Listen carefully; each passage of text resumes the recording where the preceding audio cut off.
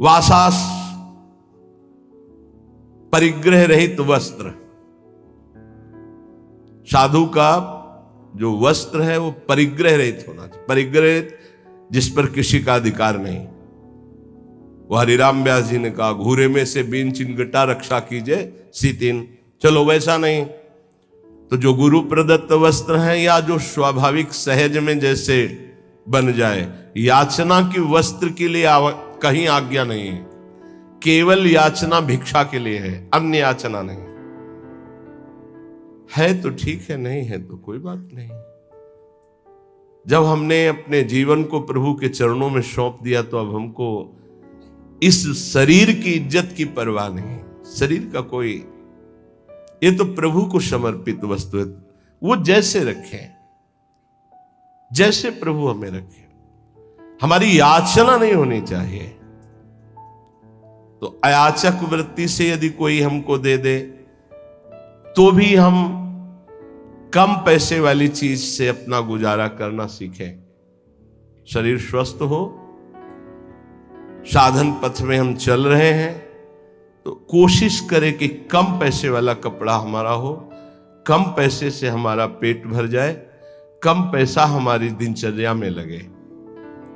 ये जीवन भर इसका निर्वाह गुरुदेव की कृपा से हुआ है। अब तो जैसे प्रभु रखें, प्रभु जैसे। शरीर स्वस्थ है तो टोटी से उतना ही पानी निकालना है प्रकृति का जितना आपको आवश्यक है। लाइट उतनी, ये नहीं कि आपके कमरे की है, नहीं, विश्वात्मा भगवान आपको सुविधा दे, उतना ही पंखा चलाओ जितनी जरूरत। जितना लाइट की, अगर बिना लाइट के आपका काम चल रहा है, पढ़ना नहीं, दरवाजा बंद, लाइट बंद, शांत अंधेरे में बैठकर चिदानंद स्वरूप प्रिया प्रीतम के ध्यान में मगन। साधु की एक अपनी रहनी होती है। ये बाहर घूम रहे हैं, पंखा चल रहा है, कूलर चल रहा है, वो सब तुम्हारे भजन कट रहे हैं।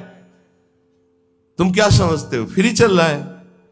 प्रकृति, कोई तो पैसा देगा ना, तो प्रकृति से उतना ही प्रतिग्रह लिया जाए जितने की अत्यंत आवश्यकता हो, चाहे गृहस्थ हो चाहे विरक्त। वो तुम्हारी संपत्ति नहीं, विश्वात्मा भगवान की है, तुम्हें सेवा के लिए दिए। अगर तुम बिजली उतनी खर्चा करोगे तो वो दूसरे की सेवा में आगे आ जाएगी। प्रकृति बहुत बड़ी है, परमात्मा की ये संसार की जो सृष्टि है सबकी सेवा में पहुंचने के लिए वस्तुएं, हम उतना ही प्रयोग करें जितनी हमें आवश्यकता है। ये हमें उन्नति अध्यात्म की प्रदान करेगी। तो वास, वस्तु, वस्त्र उतना ही प्रतिग्रह शून्य होकर प्रयोग करे जितनी अत्यंत आवश्यकता है। और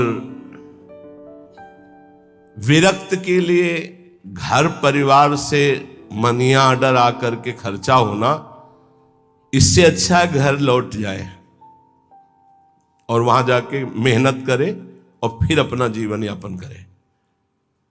अगर विरक्त है तो एकमात्र आश्रय गुरुदेव का, श्री भगवान का, बस जैसे भरण पोषण करें, जैसे बहुत अच्छे से कहते हैं।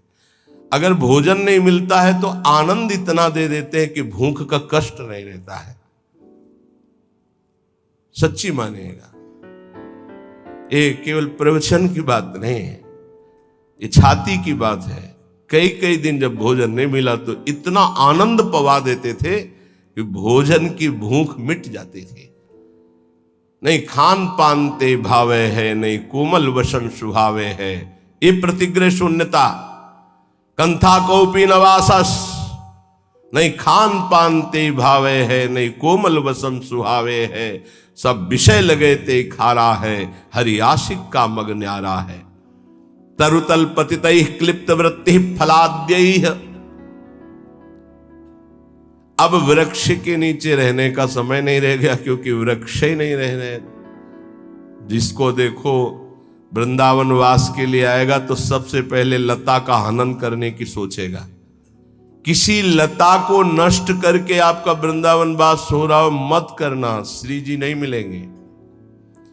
लता श्री जी की नित्य सहचरी है हमारे ब्रज की, और उसको काट करके, उसको हटाकर फ्लेट बना के, और उसमें अब बड़ी चतुराई की जाती है, बड़ी चतुराई की जाती है। जेसीबी से उसके नीचे कुआं कर दिया जाता है, वो गिर जाता है, रातों रात काट कर बाहर हो जाता है। तो क्या विश्वात्मा भगवान नहीं देख रहा है? रातों रात नष्ट हो जाओगे तुम, रातों रात नष्ट हो जाओगे। समय आने दो, लिख लो। ये ब्रज की लताएं, आप कोई भी हो, चाहे आप भूमि बेचने वाले हो, चाहे आप ब्रजवासी हो, चाहे आप बाबा जी हो, चाहे आप गृहस्थ हो, कोटि ब्राह्मणों की हत्या का पाप लगता है एक लता के छेदन से। हरिराम व्यास जी ने कहा है ये ब्रज की लताएं हैं, ये अज्ञान के कारण जानते नहीं, ब्रज की लताओं का नाश कर देते हैं। नहीं, ये लताएं बड़े बड़े परमहंस भजनानंदी ब्रह्म ऋषि की हत्या करने का जितना बड़ा दंड मिलेगा, उससे कई गुना बढ़कर दंड मिलेगा। वृंदावन की लता सम कोटि कल्प तरुणाएं, रज की तुल वैकुंठ नहीं और लोक की माएं। एक बार वृंदावन की लता से रो के देखो क्या प्रदान करती है। एक बार वृंदावन की लता को राधा नाम सुना के देखो कितनी करुणा बरसाती है। ऐसी लताएं जिनकी प्रिया प्रीतम के द्वारा दुलार वृत्ति होती है।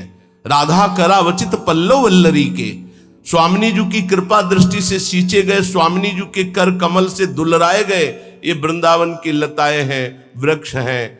धिक्कार है हमारी बुद्धि को, चंद रुपयों के लिए आज हम लताओं का छेदन कर रहे हैं। बड़ा सुंदर पीपल का वृक्ष था, रास्ते में आते थे, बड़ा सुंदर बट वृक्ष, हमें लगता है कम से कम 300 वर्ष पुराना नीम का पेड़।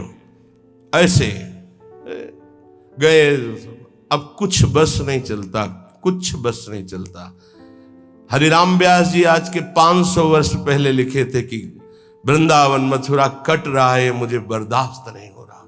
कट रहा है मतलब लताएं, मानसरोवर में इतनी लताएं थी। आज के 25 वर्ष जो दर्शन किए, कुंज की कुंज, कहीं घुस के बैठो, रो प्रिया प्रीतम के लिए, ऐसा वातावरण।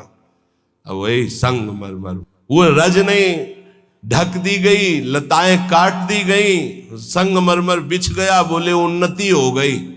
हमारे ब्रज की उन्नति संगमरमर से नहीं है, रज और लताओं से है।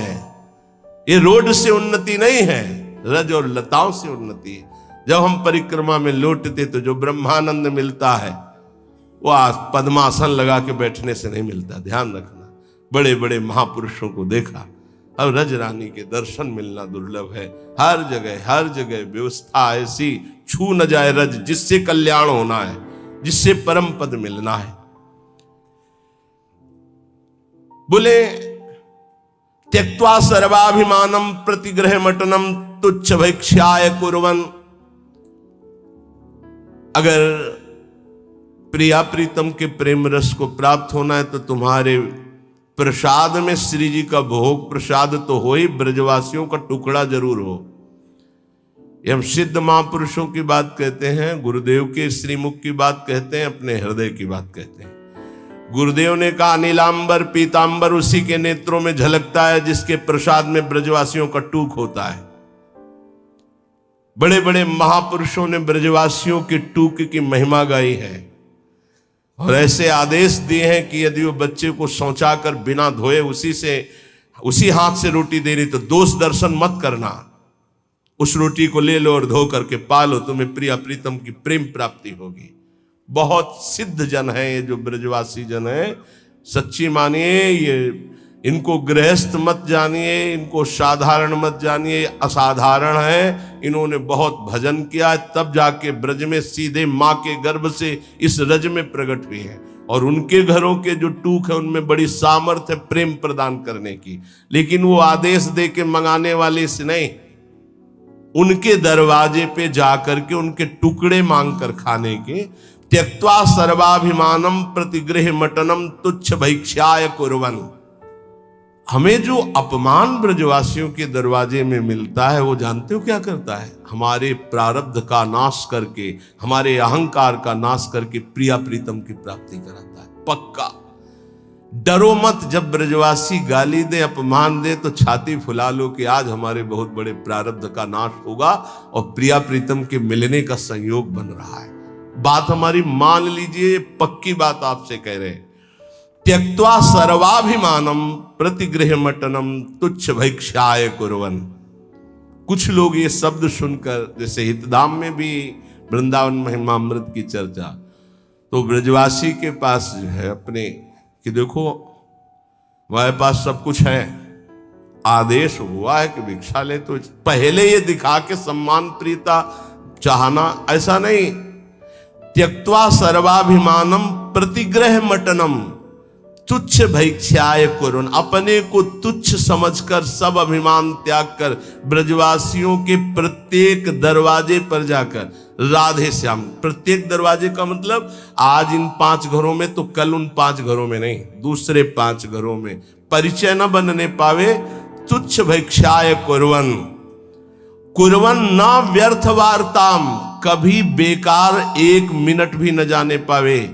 कथमपि न वृथा चेष्टया कालयापि, कोई भी 1 मिनट व्यर्थ के कार्यों में न जाने पावे। भिक्षान्न पाना, लंगोटी वाला बनना अर्थात जितेंद्रीय भाव रखना, वास और वस्त्र की याचना न करना, प्रभु जैसे जहां रखें वैसी व्यवस्था में रहना, उदर पोषण में भिक्षान्न जरूर होना चाहिए ब्रजवासियों का। और वो टूक अभिमान रहित होकर जो मांगा गया है, तो वृंदारण्ये निवत्स्याम मनुष्यरं राधिकैकात्मलोकान, वो वृंदावन में प्रिय प्रेमियों का अनुसरण करते हुए श्री किशोरी जी को अपने हृदय में देखता है। पहले साक्षात्कार यहां होता है किशोरी जी का। श्री राधिका स्फुरत में हृदय केल सिंधु, श्री राधिका स्फुरत में हृदय केल सिंधु, नारायण या गौर श्याम को हृदय निकुंज, बस पहले इस निकुंज में दर्शन, फिर जब आंख तब दिखाई देता है बाहर, पहले अंदर, अंदर के नेत्र, हृदय के नेत्रों में पहले प्रियालाल का साक्षात्कार होता है, तो वही हृदय के नेत्र बाह्य नेत्रों में प्रकाशित होते हैं, तो जिधर देखता है जुगल जोरी का साक्षात्कार होता है।